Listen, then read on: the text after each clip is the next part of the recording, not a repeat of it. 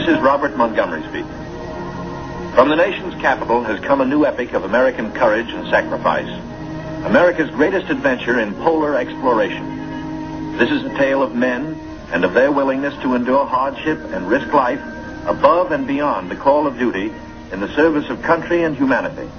For brevity, the sequence of events has occasionally been rearranged. The President's Cabinet approved the expedition. As Secretary of the Navy, James V. Forrestal explains the reasons for the enterprise. There is only one untouched reservoir of raw materials left in the world, and that's in the region known as Antarctica, an area larger than the combined area of the United States and Europe. The American government is sending a naval expedition to that region. The purpose is to train our Navy in polar operations so that it may better perform its function of preserving the peace upon the seven seas of the world. Beyond that, the American government is seeking to do its share in the discovery and the release to the world of the unknown treasures of Antarctica in the interests of all mankind.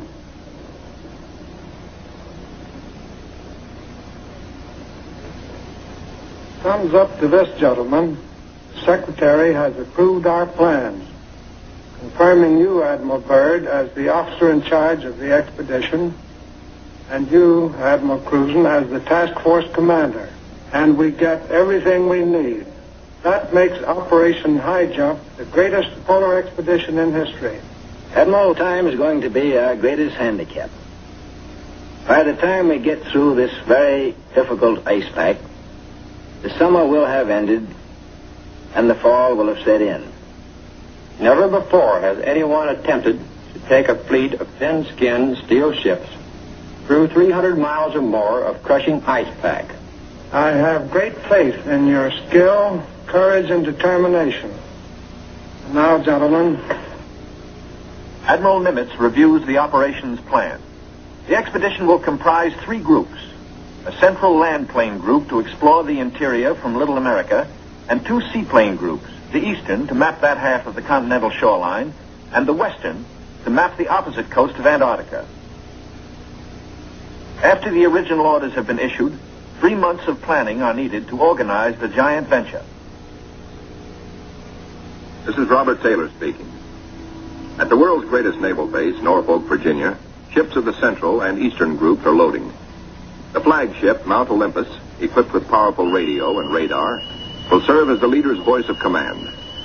Admirals Byrd and Cruzen come aboard to check staff preparations, food, fuel, and clothing for 4,000 men. Byrd greets staff officers who have fitted out the expedition. Not a few vessels, but a fleet. Officers and men, not hundreds, but thousands, and pilots by the score.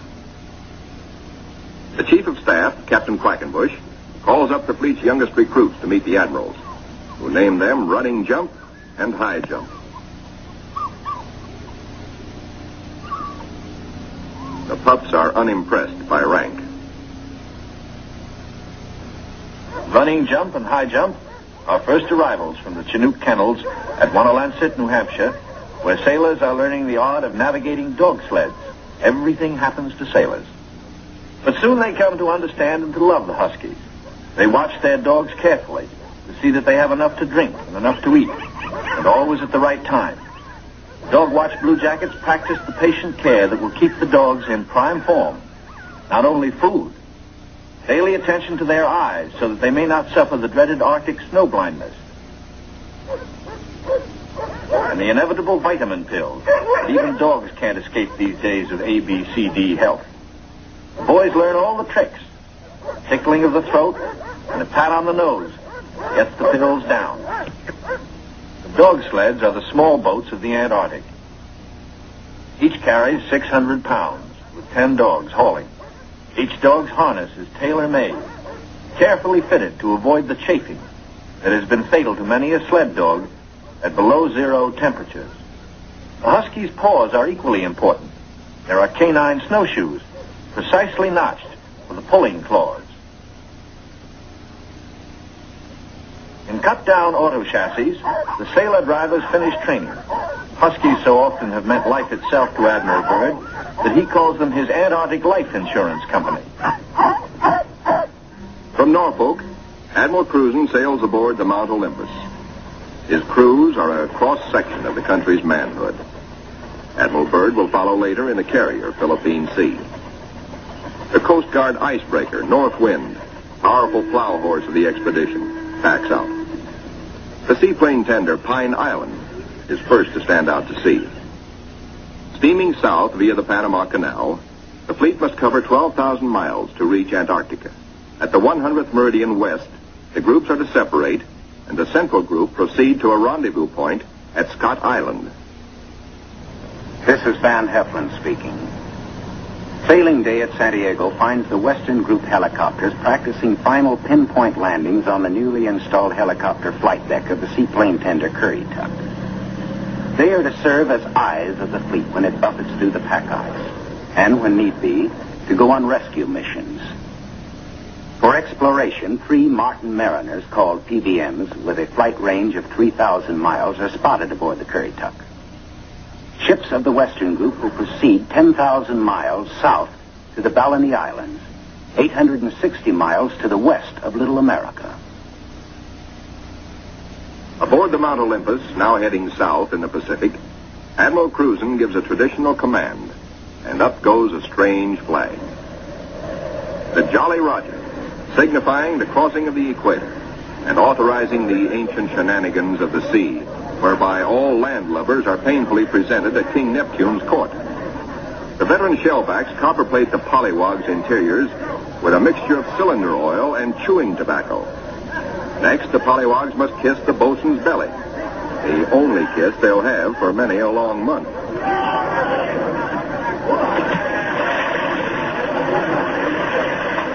They wind up with a dunking and a final whacking to warm them up, officers and men alike.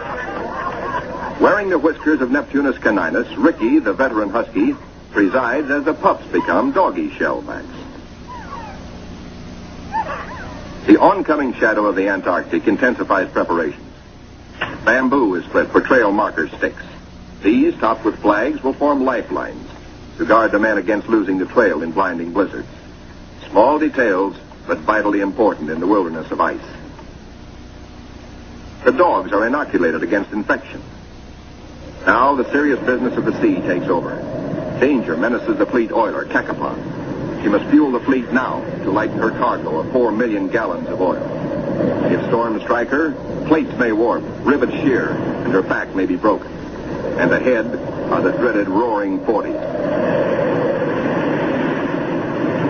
Deck parties run with hauling lines, bringing over the Cacapon's captain for a conference.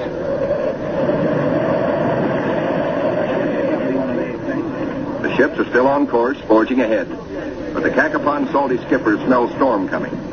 Few ships travel this lonely ocean, so there are no weather reports. We've got to finish this job fast, he roars, or we'll be caught in a stiff blow. And blow she does.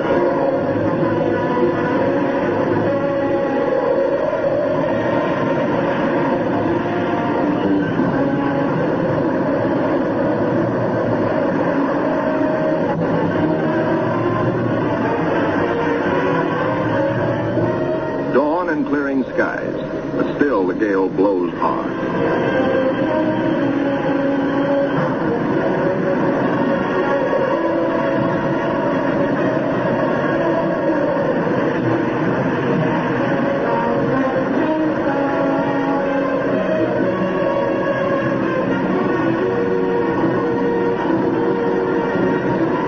Aboard the seaplane tenders, rolling decks imperil the big seaplanes.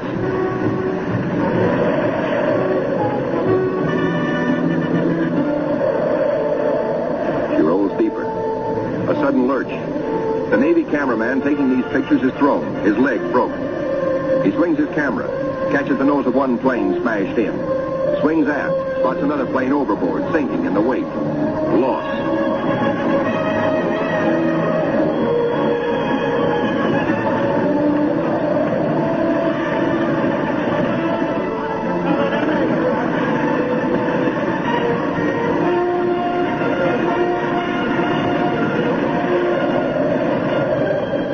There's no loss of life.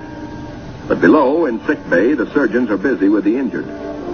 Today, with Navy's modern science, An injured seaman is soon up and about. We go back now to Norfolk and sailing day for Admiral Byrd.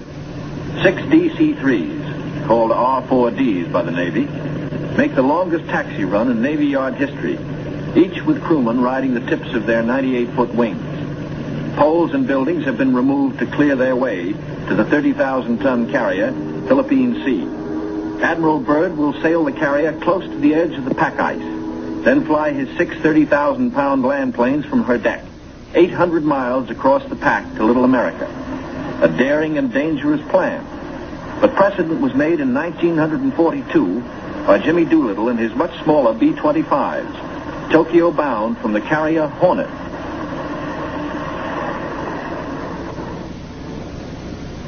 As the Philippine Sea sails on her 10,000-mile voyage, the advance group under Cruzen has voyaged far south.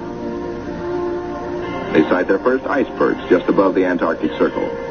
Careful bearings are taken, for the hulls of these ships are no thicker than was the steel skin of the Titanic. The treacherous ice is the enemy now as then. But danger is the sailor's business. His delight is in preserving home traditions, the Christmas tree and Christmas dinner.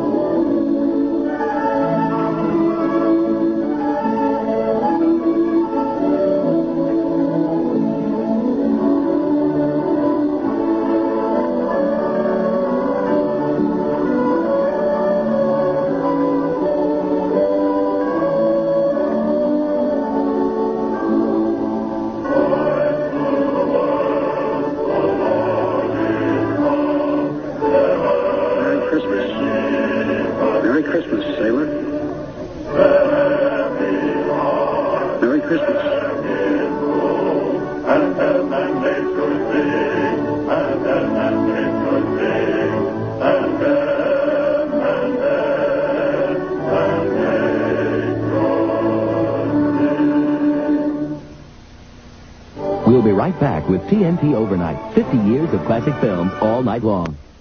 For love, he'll throw down his... Engines throb, taking the central group deeper into icebound seas. Now, by the far-seeing eye of radar, the bridge learns of land ahead, and flag communications passes the word to the fleet. Scott Island, dead ahead. All ships rendezvous.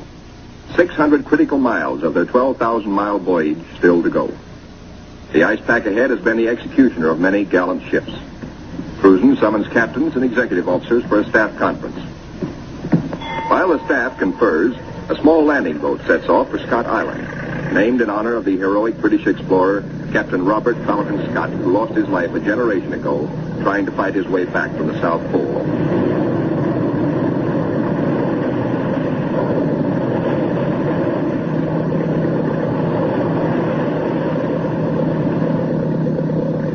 In such surging seas, landing is impossible. The boat heads back for Mount Olympus with serious news. Cruzen must abandon his plan for a weather station here on this rugged submarine mountain. Time presses hard. With his operation officers, Cruzen transfers his flag from Mount Olympus to the Coast Guard icebreaker, North Wind, for she must take the lead, cut the channels.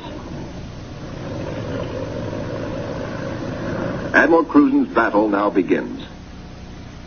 Through 600 miles of peril, the Admiral must bring his ships to the open Ross Sea, and thus to the Bay of Whales and Little America. Cruzen signals, "Follow me," and sets a careful course past icebergs. "There she blows," sings the lookout. "There she breaches," close aboard. These huge whales measure up to 80 feet long, and each yields oil worth more than $2,000. The radar watch informs the bridge they have picked up a big ship, a Norwegian whaler, with her killer craft in close company. The Norsemen report the heaviest ice pack in 40 years. This year, they tell the Americans they're staying to the north of the ice. The Norwegian captain urges, "Exercise extreme caution." The American fleet proceeds. Here is the most treacherous navigation in all the 7 seas, with every floe, every berg a potential killer of ships. 7/8 of the berg lies underwater. Its jutting ice foot can slice into a ship like a can opener into a can. Ahead, the sky shows white streaks, the telltale ice blink, the warning reflection in the sky of the great pack. The ships meet their first tabular, the tabletop berg found only in the Antarctic. These tabulars are huge ships from the Great Ice Barrier. They measure as long as 40 miles and are counted not in acres, but in square miles. The ships must follow a twisting, turning sea alley, cleared by the icebreaker. The submarine, Senate, brings up the rear. U-formed ice, known from its shape as lily pad ice, offers no trouble. It is the bergy bits and the bergs themselves that form the hazard for the submarine.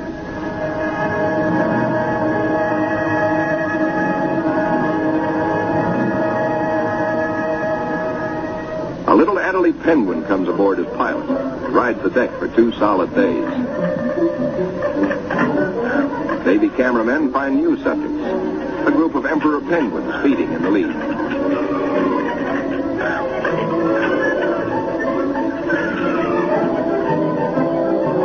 Lookouts spot a flock of snow petrels, those hardiest of birds.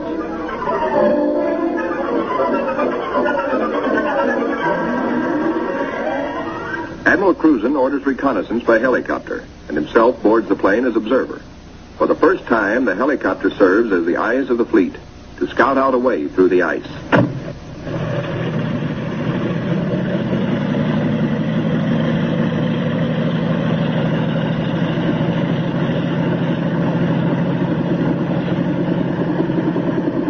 Somewhere to the south, Cruzen hopes to locate better going, perhaps a lead heading toward Little America.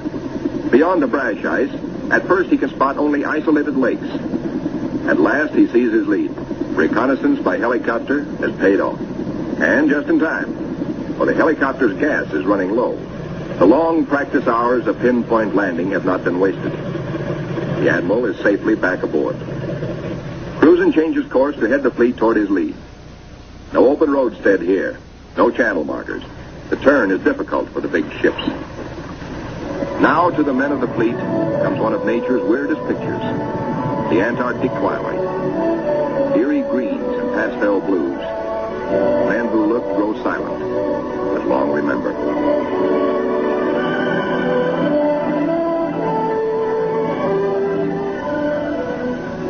Nor will they forget the dawns and the seals.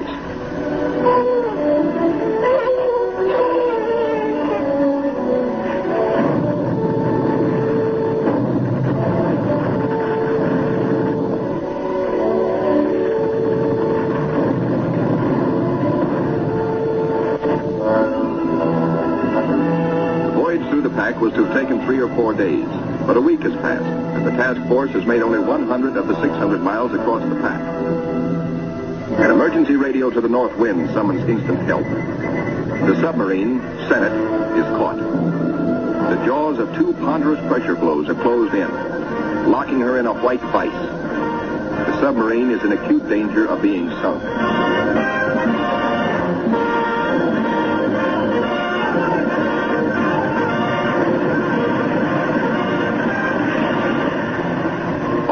Realize now that the Senate may never get through. Cruzen signals, resume course.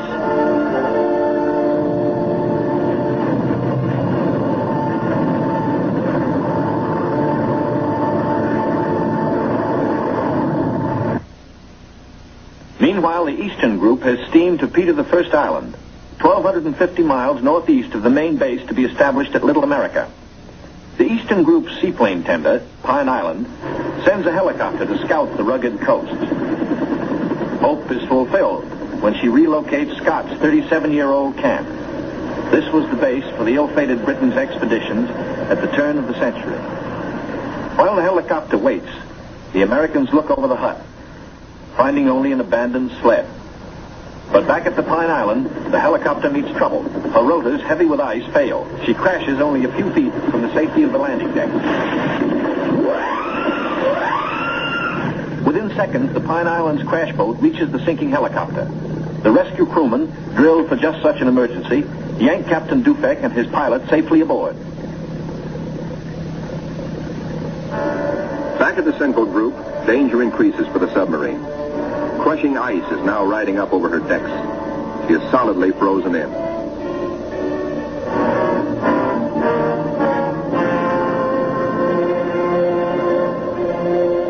The Senate's situation is desperate. Clearly, she cannot undergo further risks. There are 85 men aboard. The ice locking her in is a solid pressure field spotted with bergs. She must be taken back. The north wind cannot get the fleet through if constantly halted to rescue the submarine.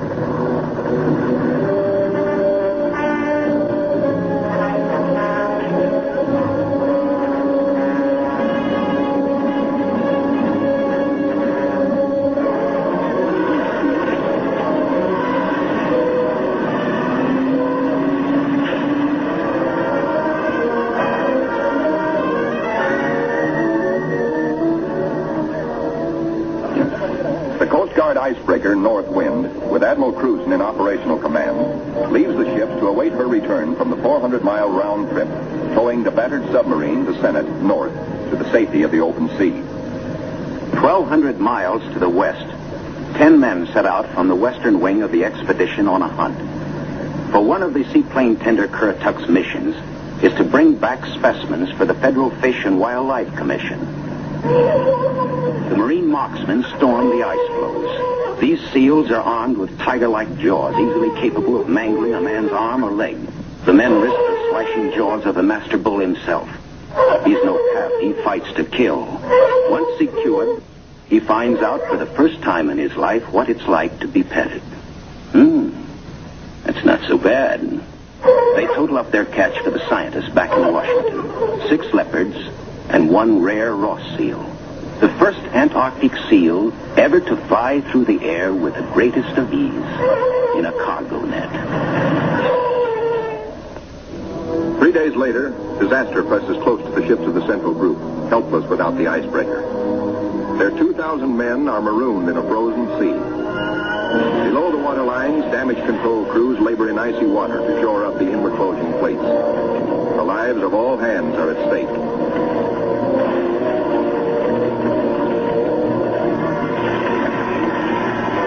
Flashes an SOS to Cruzen 200 miles to the north. Quickly, he orders the submarine to go on by herself to Scott Island and there operate as a weather reporting station. And now begins a race against time well worthy of high place in the traditions of the United States Coast Guard.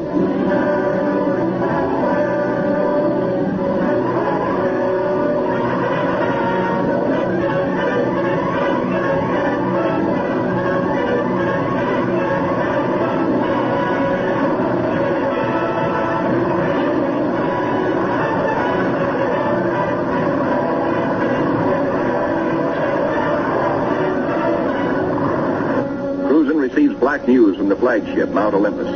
Already 5 frames forward stove in, more weakening. Only the north wind can bring salvation to the 2,000 men of the stricken fleet. Dr. Seipel, Army ice veteran, volunteers to test the floes. If the ships must be abandoned, will the ice support the survivors? Cruzen awaits Dr. Seipel's verdict. Seipel reports the ice cannot be trusted.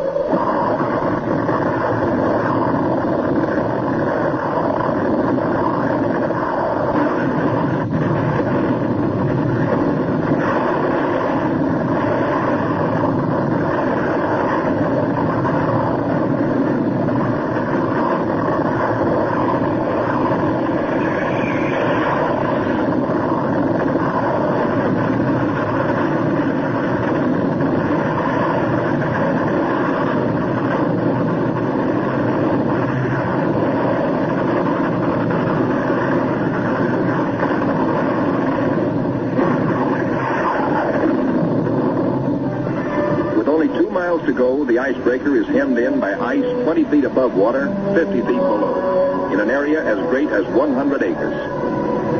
Hopelessly gripped by the ice, the cargo ship Merrick is now in grave peril.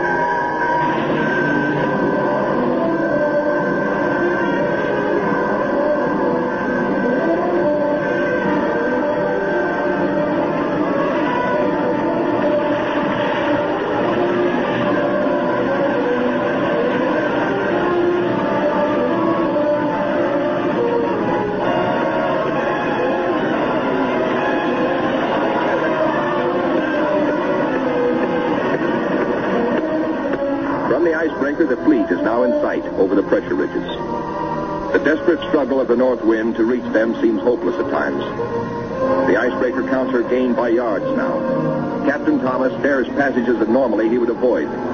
It's the critical last round, a straight-out slugging match.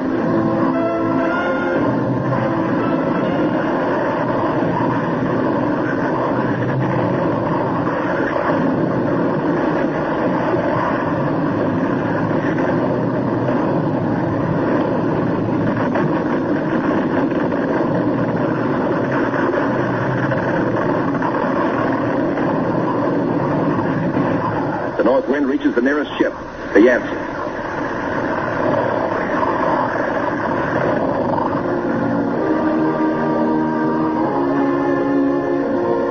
The Coast Guard icebreaker, North Wind, commands the only power operating in the whole frozen fleet. The Yancey and her 500 men are saved. Next, the Mary, heavy in the water with a hole in her bow below the waterline.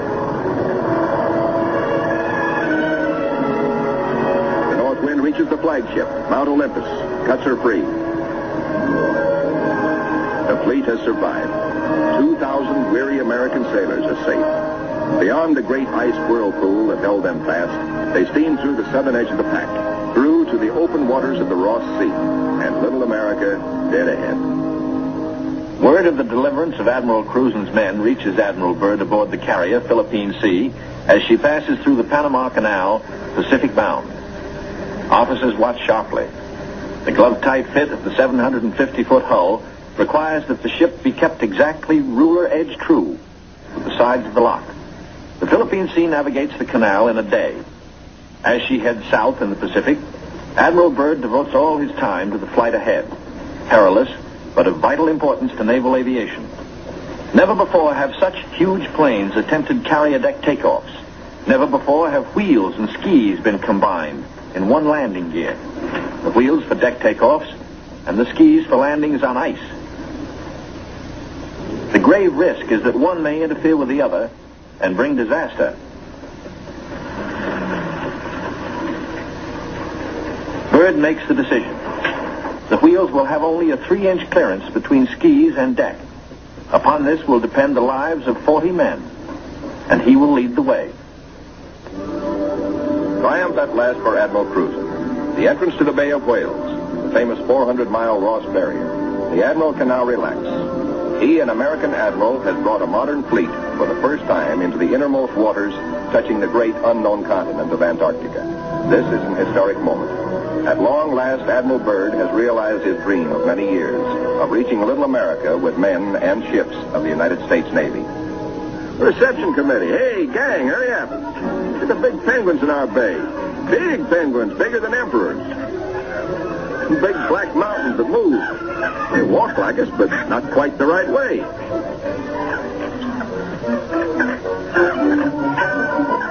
Come on, gang. We gotta go see what gives.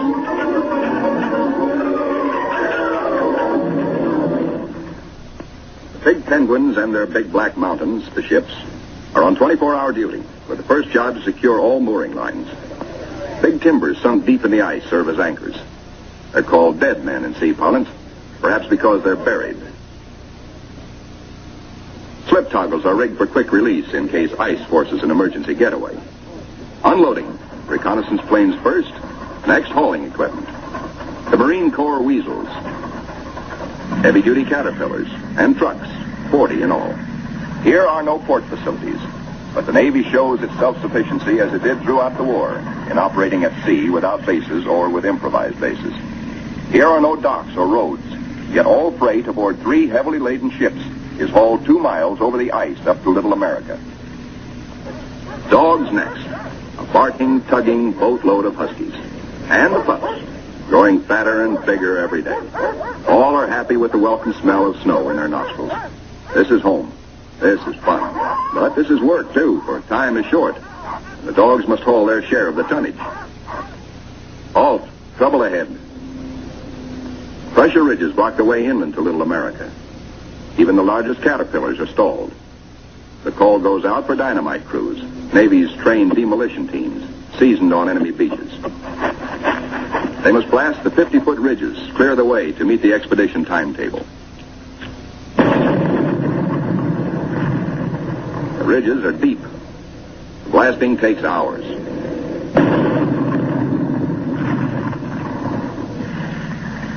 Seabees and their bulldozers follow, smooth out the road for the big cats.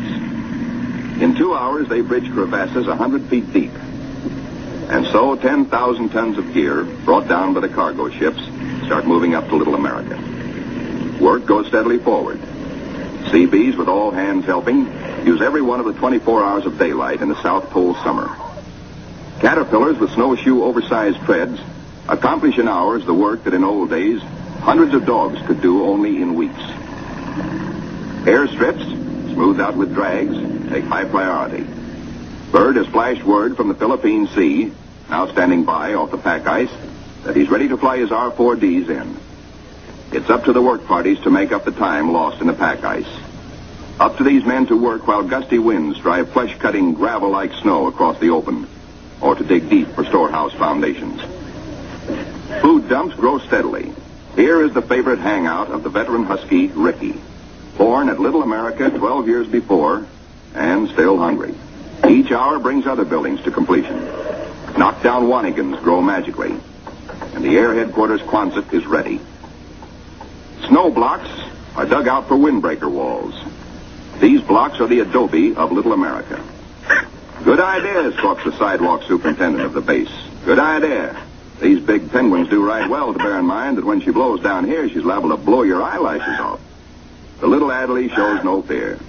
What? Smoke? Silly idea.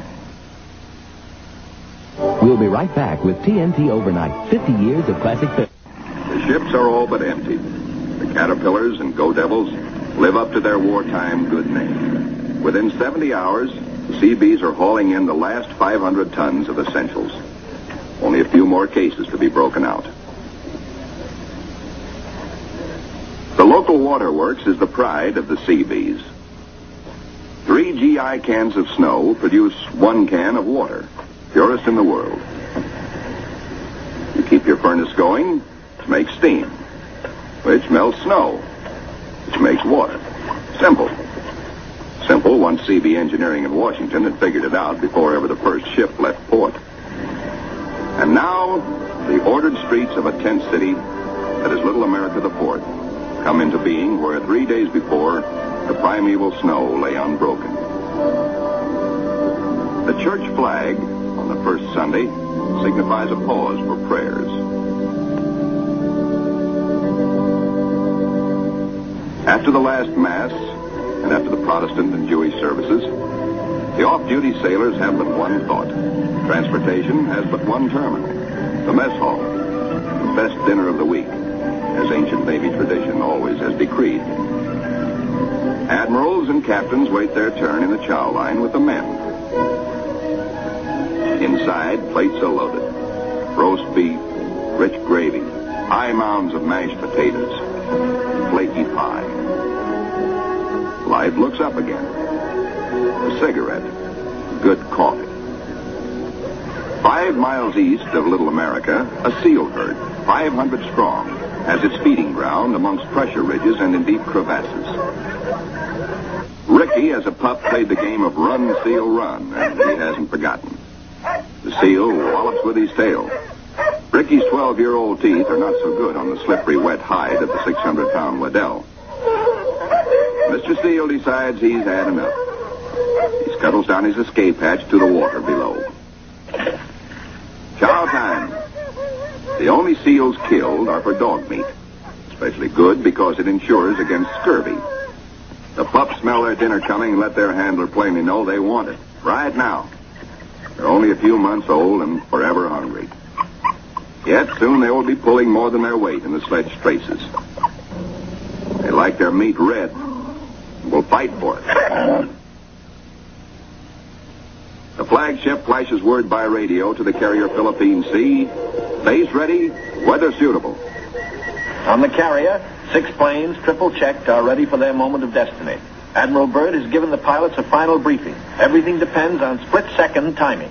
Pilots, man your planes. No 3,000-foot runway here. Only a scant 300 feet. Jet propulsion is their reliance. Crewmen attach jet containers, 4 to a plane.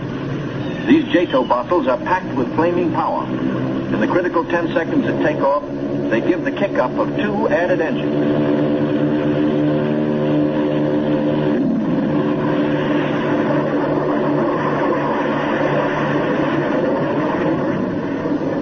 airborne in exactly 100 feet.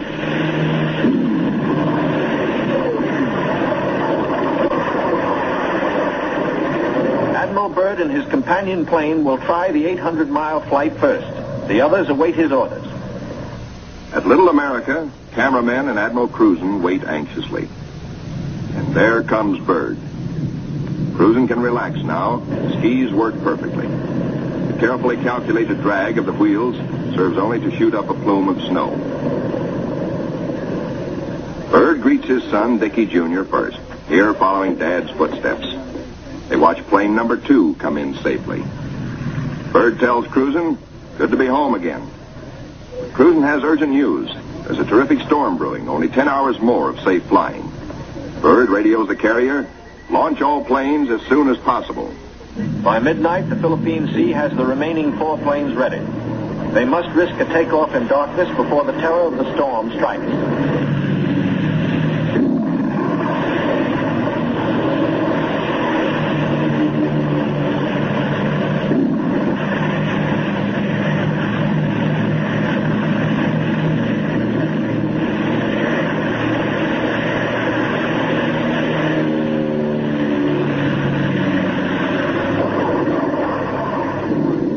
Finds the planes over the pack ice. With frozen depth below and weather closing in, navigation becomes tricky. This close to the pole, the magnetic compass is no help. At the base, men scan the gray skies, looking, and finding only the blackness of the approaching storm, now visible to the east. If the planes don't make it within an hour, but in they come, one by one, to land in the last remnants of clear light. Each landing is the first on the ice for each pilot. These men are the first ever to fly big planes into the Antarctic. Or on previous expeditions, the planes were freighted in, assembled, and only then were they flown. These Navy and Marine Corps flyers have been bred on stormy going.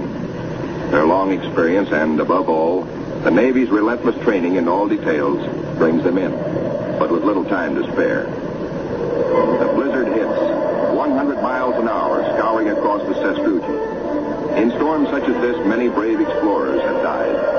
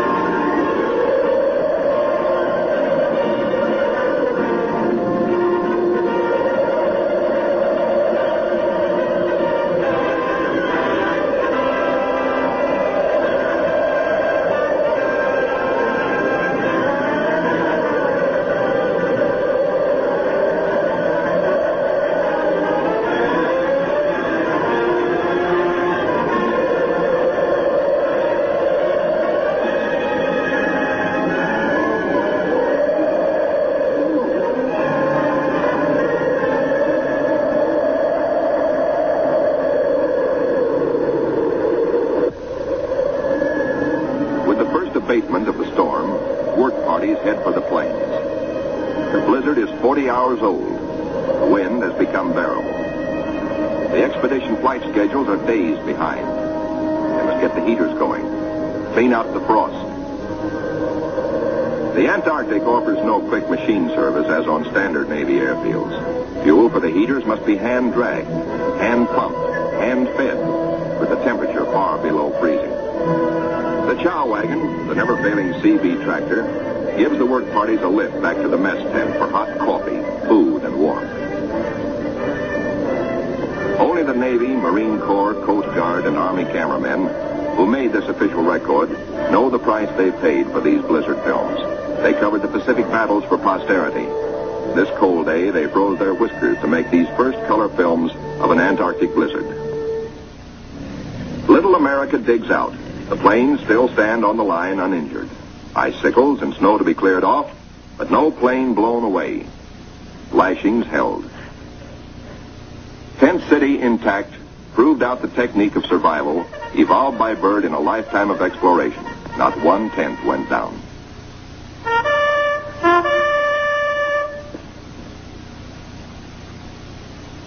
No matter how great the pressure of work, the flag must be raised with a ceremony which is its due.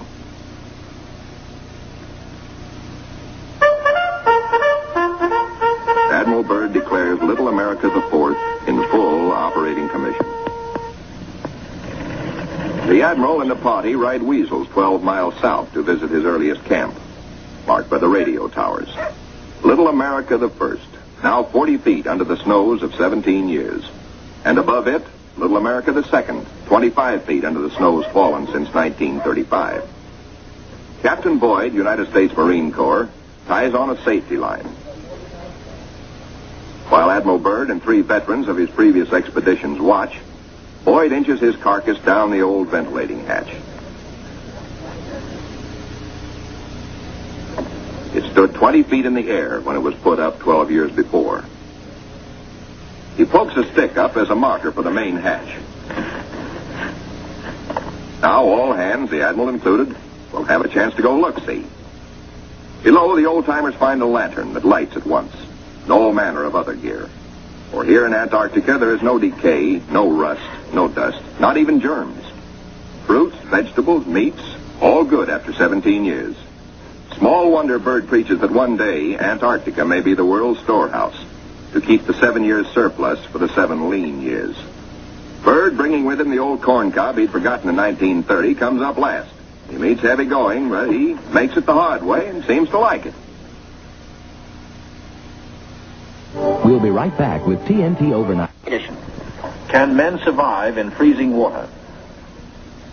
Men from Mars, members of a special underwater demolition team, wear the new cold water rubber survival suit.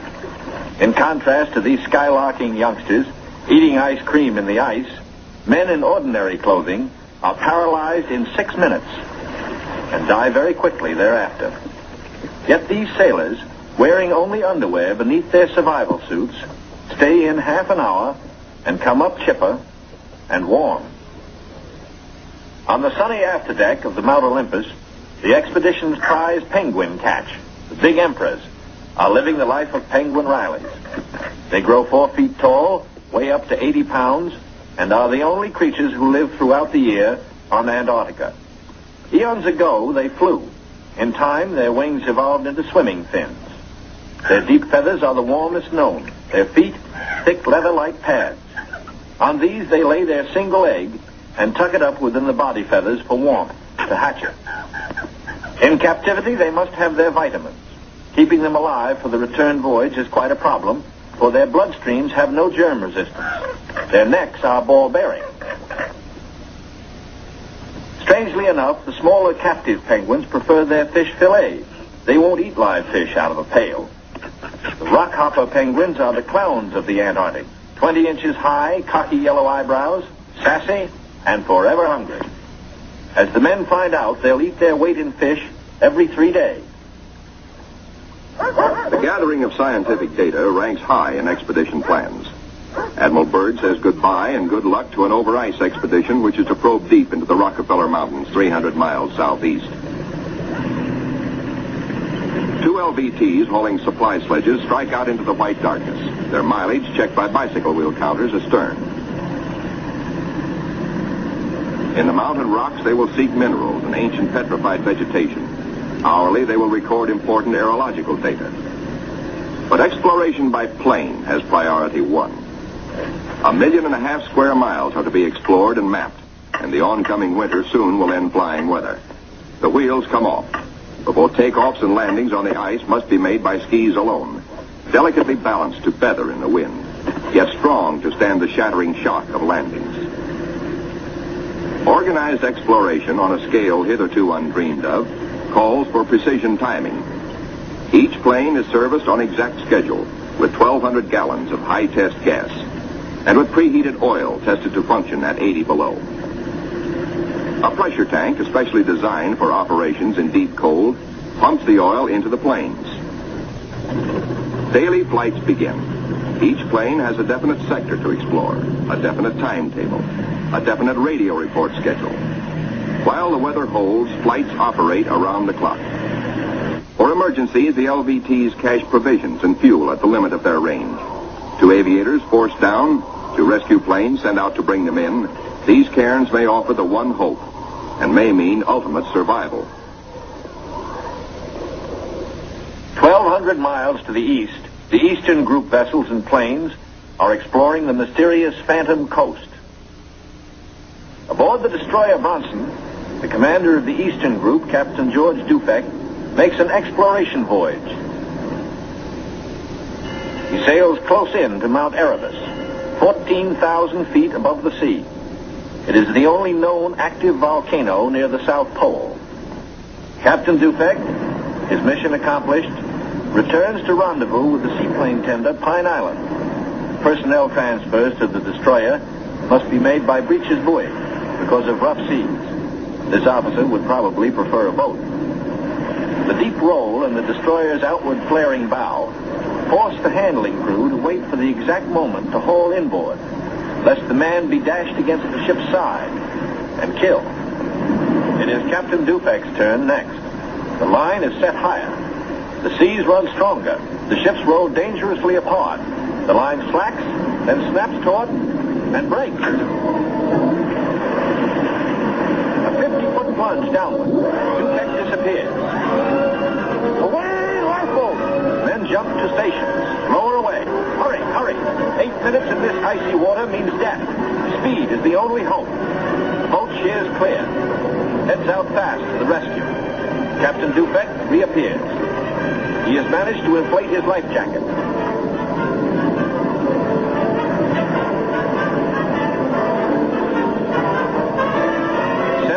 Gone. Dufek grabs the lifeline. The seaman clutches him. By a margin of seconds, he is safe. 1,500 miles west of Little America, the Currituck and her western group are off the Shackleton ice shelf, circling the Sunset Coast. The western group commander, Captain Vaughn, gives pilots and plane crews a last briefing on Antarctic dangers and the technique of survival if forced down. The flight about to start is the longest and most important so far for the Western Group. Before takeoff, survival gear is checked. Gear to keep 9 men alive for 100 days. Food, drugs, sleds, sleeping bags. On the water, the great TBM makes her takeoff run. Her jet assist bottles blast. She lifts quickly into the air and circles the Currituck once. Jet assist bottles, their work done, are dropped and make a salvo splash. The pilot, Commander David E. Bunger, wipes his frosted windshield, a constant source of trouble in polar flying. He is over the Shackleton ice shelf, named for the great English explorer who kept returning to the Antarctic until death, so often escaped, kept its rendezvous with him. The smooth shelf roughens. Dark rocks, called nunataks, appear above the ice. Then rugged mountain ranges as far as the eye can see. Bunger leans forward in amazement. His eyes have caught a sudden and unbelievable change in scenery. The universal white has turned to chocolate brown, dotted with blue. A cameraman goes into action. 300 square miles of land without snow. Land that might be in New Mexico or Arizona. Pictures alone will prove Bunger has discovered a warm oasis in the shadow of the pole. It is for such supreme moments as this that men brave the hardships of exploration. The astounding, undreamed of fact is that they are over a chain of warm water lakes whose shores, except for small patches, are free of ice and snow. Commander Bunger circles the largest lake in sight, 5 miles long. He comes in to make a landing. Water temperatures must be recorded. Samples taken. He finds the water fresh. The temperature 38 degrees Fahrenheit. On the shores are vast deposits of coal and of minerals of the utmost importance to civilization. Aside from their headline discovery, Bunger and his men have another good reason for hustling home to the Currituck. A long-awaited ceremony is in progress. The whole fleet awaits news of the all-Western beard derby. The Currituck skipper, Captain Clark, is judge. His salute of the day is... right corner, mustache. Twist. The captain awards prizes to the winners, enlisted men and officers alike, the champions in the first Antarctic beard derby. To the most handsome. For the bushiest. To the officer who tried the hardest. To the neatest. To the most unique. To the red all-Currituckian. And to the one with the most sex appeal.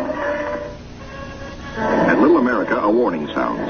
The fleet is in sudden danger. It is being frozen in. It may be locked within the Bay of Whales. Here is the treacherous foe. If caught, the ships will be wedged against the barrier, crushed. Here will be the graveyard of the fleet.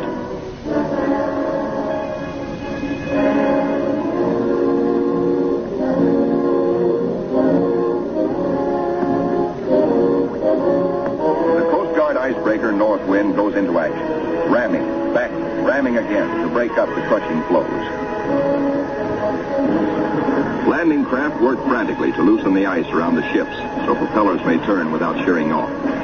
One by one, the ships are cleared, get underway. Byrd remains behind with 197 volunteers in grave problems. His most important exploration flights will now lack the powerful directional radio of the Mount Olympus. To get his men out, he must hope the icebreaker can crash her way back in time. Otherwise, he and his men will be frozen in for the 9 sunless months of the dark, treacherous Antarctic winter. Marooned, Admiral Byrd and his staff plan the big flight to the South Pole and far beyond. This is the culmination, the last mass flight. 4 planes spanning out over a continent of unknown territory larger than Texas, California, and Arizona combined. Over freezing wastes without people, without life, without vegetation. Nature's most formidable challenge to man. The 4 planes are gassed up. All controls triple-checked. Motors heated. For they face cold as extreme as 60 below, unrelenting, murderous. Photographic units lead the parade of science to the planes. Each is a flying laboratory. The cameras are the trimetricons and the K-17s that spied out enemy secrets during the war. Now each plane carries 250 pounds of film to record some of nature's last great mysteries. The war's secret radar magnetic detectors are here too, bolted on like bombs. In war, their electronic impulses spotted minefields buried deep under the surface. Now they will read far below the ice, detect and identify minerals, coal, iron, precious ores. Byrd gets the words, "Ready, sir." He boards the leading plane, gives the command, "Take off." Crews hasten to rock the ships and thus free the skis frozen to the ice. Now all the work that has gone before, the planning, the task of preparing ships, of training men, the perilous voyage through the ice, now all of these investments of time and sometimes of suffering are come into focus. Takeoffs were non-stop flights over the desolate, danger-studded wastes of Antarctica. Flights of great distance, the equivalent of, back at home, winging non-stop from the Canadian border to the Gulf of Mexico. Aviation is all important in the Navy's Antarctic exploration. Just as aviation is all important in a modern Navy that must be strong under and above the sea, as well as on it. We'll be right back with The shelf ice, Byrd leads his 4 planes in the long climb over pressure ridge areas, heading for the polar plateau, 10,000 feet up. Below are no landing fields, only deep crevasses. Pressure ridges 100 feet high. Instant destruction for a plane forced down. Byrd pioneered the first South Pole flight in 1929. He applies again the practice of constant vigilance, careful calculations that assured his earlier successes. Over this cruel country, Byrd flies today at 3 miles a minute. In earlier explorations, 3 miles in one day was frequently the utmost for Shackleton and Scott for Britain, Amundsen for Norway, and Byrd himself for America. The Beardmore Glacier, 200 miles long, 50 wide, 1,000 feet deep, who knows. Byrd checks position by the sun compass. The glacier signals the South Pole itself. Here, Byrd drops the flags of the United Nations, carefully boxed, a symbol of America's goodwill to all nations. Now beyond the pole, Byrd focuses his cameras and magnetic detectors on land new to him and to all mankind. In eastern group waters, the seaplane tender Pine Island swings out a plane, listed on the fleet's roster as Mariner George 1. Crew members look out. No shadow of coming disaster troubles their young faces. Captain Caldwell, observer. Lieutenant J.G. Frenchy LeBlanc, pilot in command. Lieutenant J.G. Bill Kearns, co-pilot. Ensign Lopez, navigator. And a crew of 5 take off to map the treacherous Phantom coast.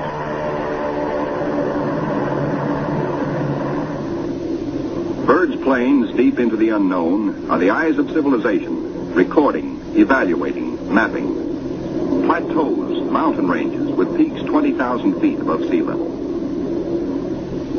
The trimetrigon lenses, clicking overlapping exposures every 3 seconds, photograph from horizon to horizon. Coal, a mountain of coal. Bird later declares Antarctic mines, if once tapped, could supply the world's coal needs for centuries. These official motion pictures can give only a cross-section of the miles of photographic records accumulated on this expedition by the Navy. The exposed mapping film will take 5 years to assemble.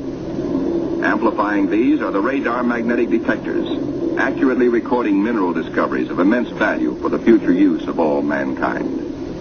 England, Norway, South Africa, Australia, New Zealand, South American countries, and Soviet Russia are claiming Antarctic territory. The United States recognizes no claim, and so far has made no formal claims for itself. But international policies cannot concern the Admiral now. His duty is to keep his flying laboratories functioning, to fulfill his dream of a lifetime. The word "gas half gone, sir," comes from the engineer tabulating fuel tank readings. Bird radios his pilots, return to base. By the third leg of their triangular course, the planes head back for Little America. Bird's plane takes the widest swing fuel permits as the lenses of the trimets continue recording new territory. This is the last big flight. Bird is determined to record the maximum possible. One by one, the planes swing in over Tent City. Flight operations checks them in and safely down. Plane 2, plane 3, plane 4. But not plane 1. Bird's plane is yet to be accounted for. Bird is missing. Out over the ice, Bird is in trouble. His starboard engine is cutting out. Now stops. His one remaining engine is losing power. The altimeter needle starts dropping down. The plane is losing altitude. All 4D1 to base. All 4D1 to base. Position Q5. Engine out. Losing altitude. The base prepares for rescue operations.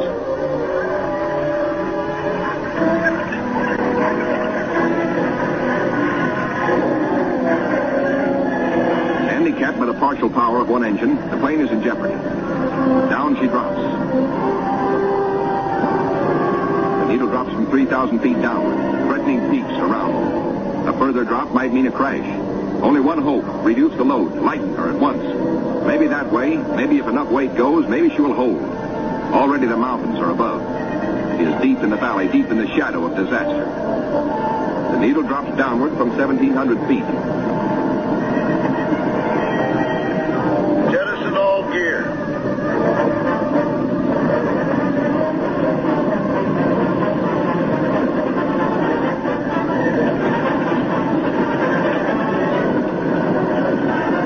Only the precious films and records are saved. The gamble is life or death.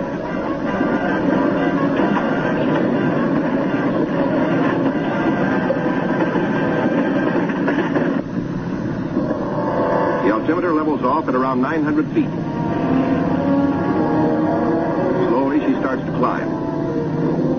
She is gaining altitude. Pilot signals 4-0. 3 hours later, at the base, the crippled plane comes into sight. Men peer closely, tense, hushed, as they see the starboard prop dead. The one-engine landing is tricky at best. With skis, on ice, hold your fingers crossed for the pilot.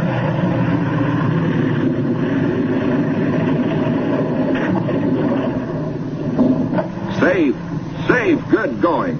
The greatest exploration flight of all history has ended in success. The flight beyond the South Pole. The flight beyond imagination. But over the Pine Island with the Eastern Group is the shadow of tragedy. Captain Dufek flashes the word by radio.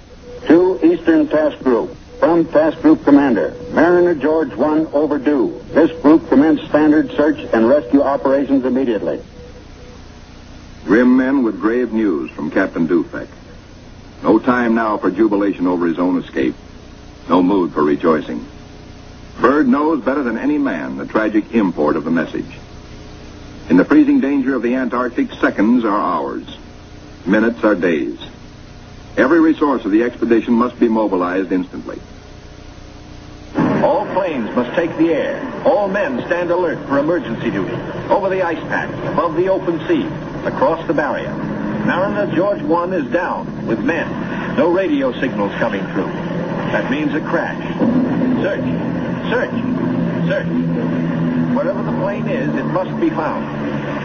For maddening, anxious days, fog shrouds the area where the accident most likely took place. Men are frantic.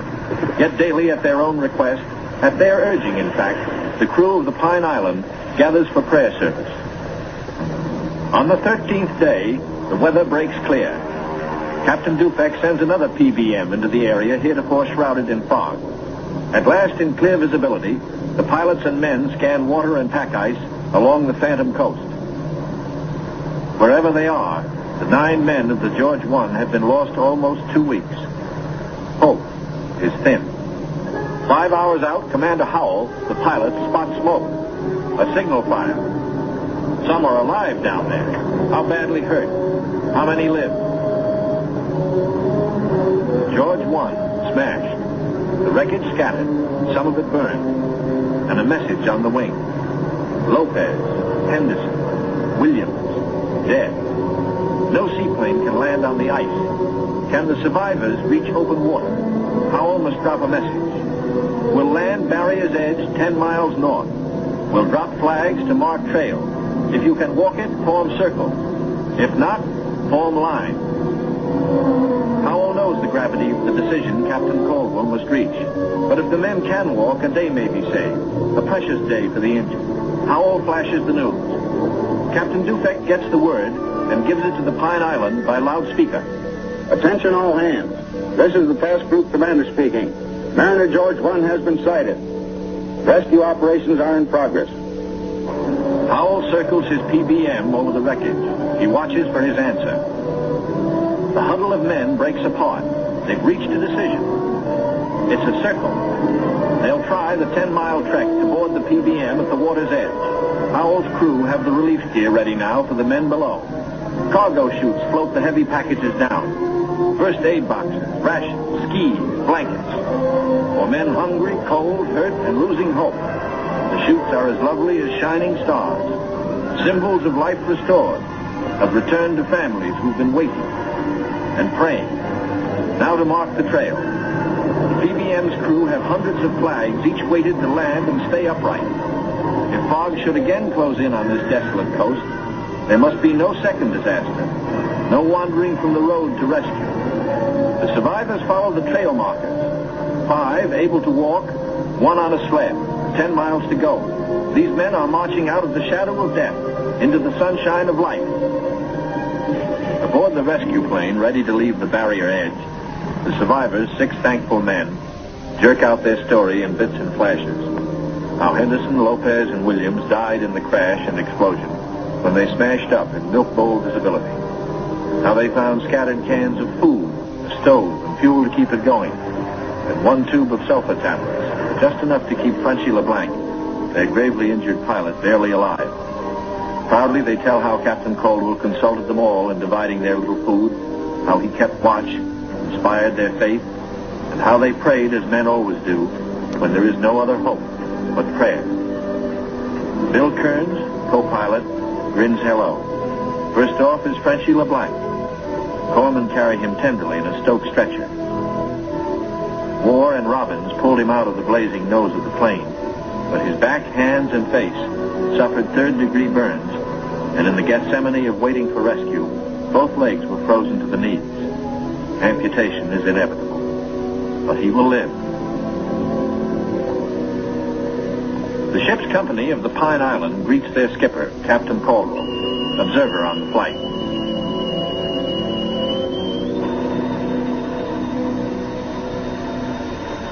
He says no ship ever looked so good to him as his own command, as again he sets foot on her decks. His executive officer greets him with sincere affection. Captain Dufek warmly welcomes the survivors. Co-pilot Kearns, his broken arm in a sling. McCarty, photographer. Ward, the radio operator. and smiling Shorty Robbins, the motor mech. The head is warm, a hot bath, clean sheets, and long hours of restoring sleep. And perhaps first, a moment to splice the main brace, by which good sailors mean a ration of medicinal spirits, bourbon to you. Later in sick bay, all but Frenchie and Captain Caldwell enjoy their first full meal in 2 weeks. Kearns will go to Georgetown University to study for a career in diplomacy. McCarthy, who has a wife and 2 children in Sonoma, sunny California, beams happily. Robbins, who was the wheel horse in those desperate days, figures to keep on flying. He still loves it. And War knows that he will marry his school teacher sweetheart back in Reading, Pennsylvania. News of the rescue finds the icebreaker with Admiral Cruzen fighting her way through thickening ice to pick up Admiral Byrd and his men at Little America. Byrd is radioed for all speed. At the base, the Admiral supervises Operation Secure. All essential records and scientific instruments are to be taken home. The planes must remain. They are stripped down with the hope that another American expedition in a future year may find them of use. Supply dumps are marked by poles. And now through the capes comes the old reliable workhorse, the icebreaker. Final loading is the order. All roads lead to the bay, the last trip down, the last long trek through the snow for the big Go Devil sledges, loaded with men and equipment. The excitement that always comes with sailing infects all hands, including the dogs. They sniff something important is in the wind. With normal quarters for 75, the icebreaker must jam aboard the additional 197 men of the base party until, after the voyage north, she can transfer personnel to the big ships awaiting her at Scott Island. Byrd is among the last aboard.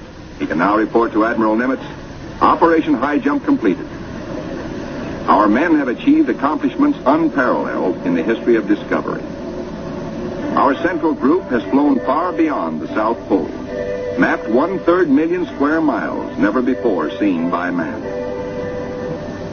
Our eastern group mapped 3,000 miles of phantom coast and charted 40,000 square miles of coastal ocean areas hitherto unknown. Our western group, flying hundreds of air hours, mapped the 4,000-mile Sunset Coast, made the amazing discovery of warm land in Antarctica. In all, the expedition explored more than 1.5 million square miles. Our scientists, by use of the radar magnetic detector, have pinpointed fabulous treasures and resources of great significance for all mankind. The men who did the job, Navy, Army, Air Corps, Marine Corps, Coast Guard, and scientists, are going home. Tired men, they're going home to their mothers, sweethearts, wives, children. Home, strong in the knowledge that they have met the Antarctic battalions and conquered it.